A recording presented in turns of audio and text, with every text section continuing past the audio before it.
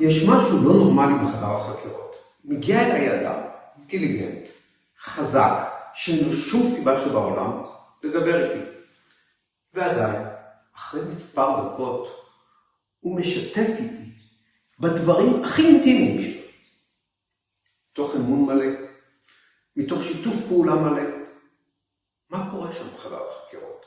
כיצד זה קורה? מהם הכלים שאני משתמש בהם?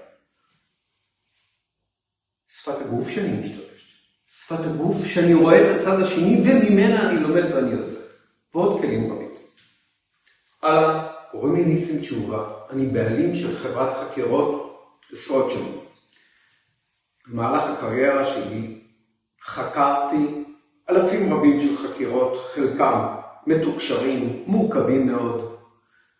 אשמח בהרצאה שלי מולכם לתת לכם תובנות שקיבלתי במהלך החיים, ולאו דווקא על עולם החקירות, אלא על כל אינטראקציה שלנו עם כל אדם מולנו.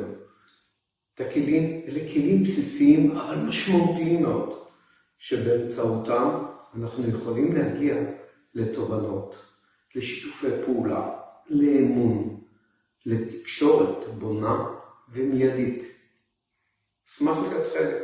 ביי.